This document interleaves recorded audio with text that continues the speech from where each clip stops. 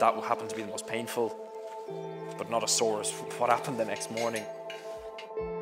Just started bawling. Everyone started crying.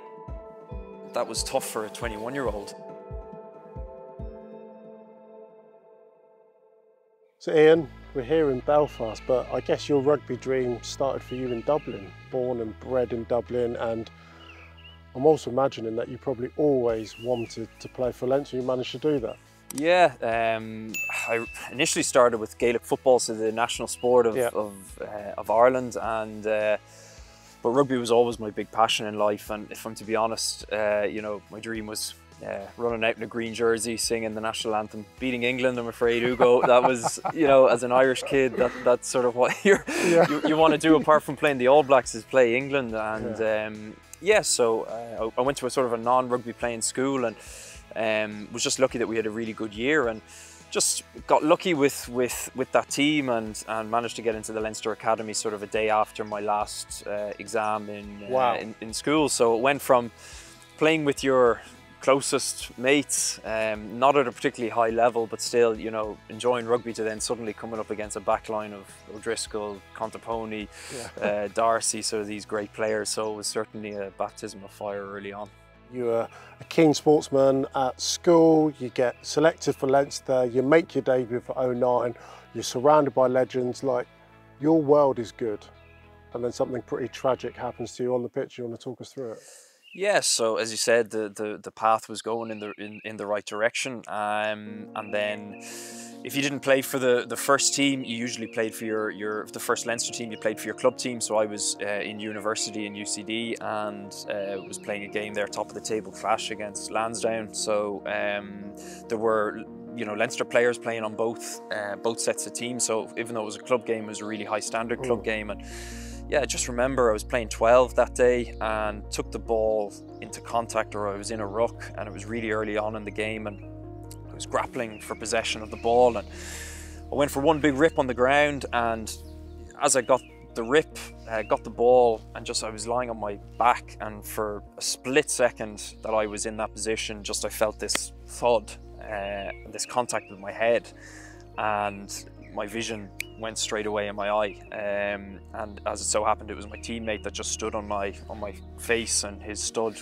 went into my eyeball and it burst it. So my brother was at the game. It was the only game my mum had missed up until up until that point in my career, which is incredible, the first game that she misses and something like this happens. So he came and just said, "Oh, I'm Ian's brother, I need to just check up on him." And I was lying on the ground with my hand over my head, and as I was told to do, and then I was told, actually, no, you need to stand up.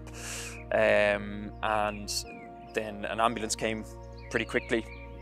How did you feel in that moment when you were seeing your eye in a position which you'd never seen it before? Yeah, just shock, I suppose. But there were two surgeons there that saved my eye, which was a miracle. And was just told, you know, I saw the doctor the next morning, and my first question was, well, when can I get back playing rugby? And he said, well, just take it easy. This is a severe accident that's happened, really unfortunate. Isn't that bonkers?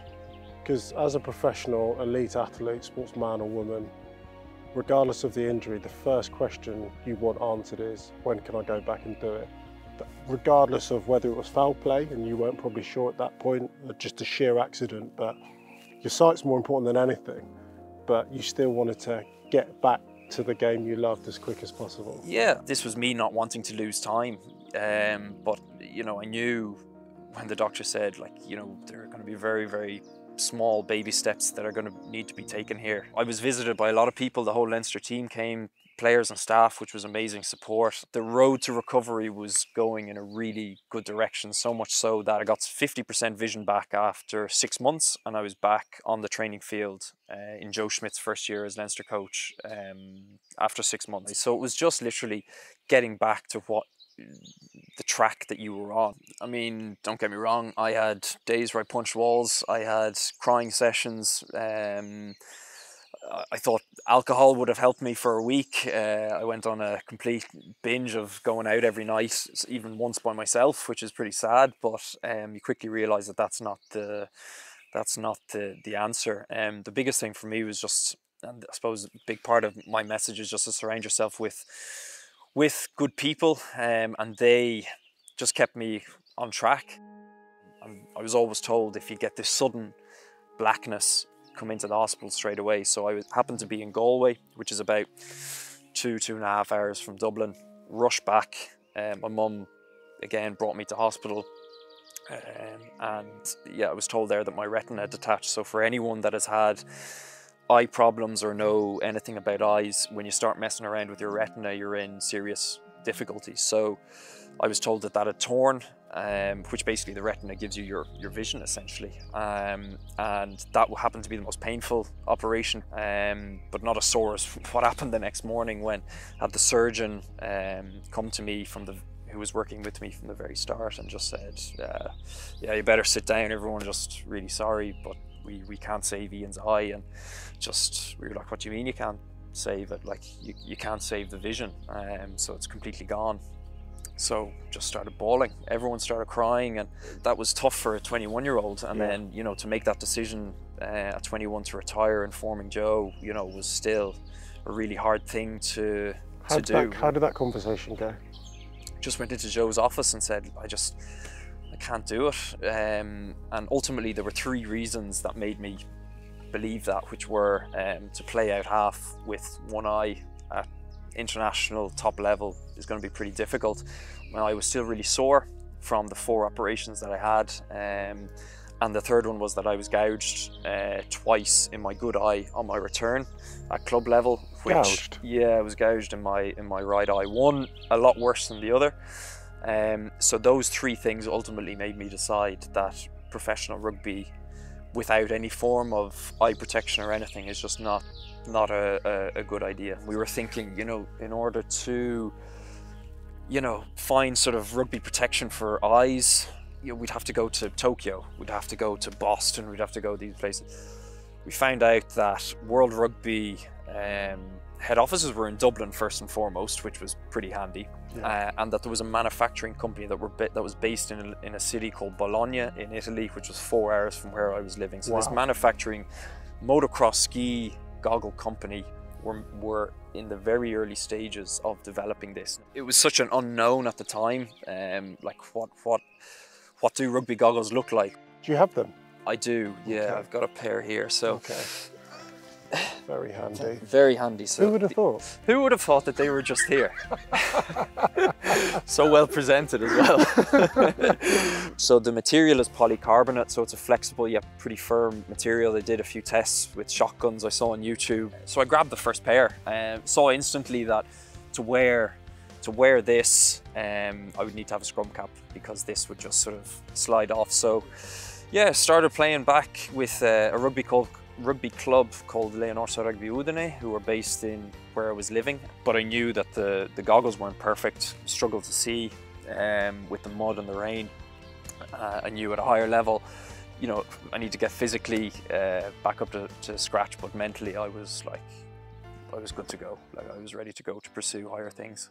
The momentum which you're able to build and then get it onto the biggest of all stages, you must look back and be proud when you see that, right? Yeah, absolutely. That's, I mean, playing my first test game for Italy against Fiji in 2017, even though going back to this dream of wearing the green jersey, playing against England, beating England, this was now my dream of putting on the blue jersey, singing the national anthem of Italy, playing against the white jersey of Fiji.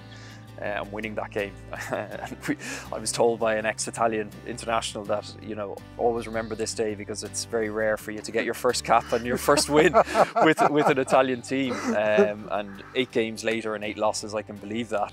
Ian, I think there's very few players who ever played the game that had an opportunity to change the game, and I think you're one of them. Not only did you change the game, but you also made it more accessible to more people who may never have been able to dream to play the game, which we really love. So through all your trials, through all your tribulations, your ups and downs and everything that you endured, I think you've left the game in a far better place than when you first entered it. So on behalf of everyone in the rugby world, thank you so much for being so open, so honest, and for the legacy that you leave within the game. Cheers. I really appreciate your words, so thank you.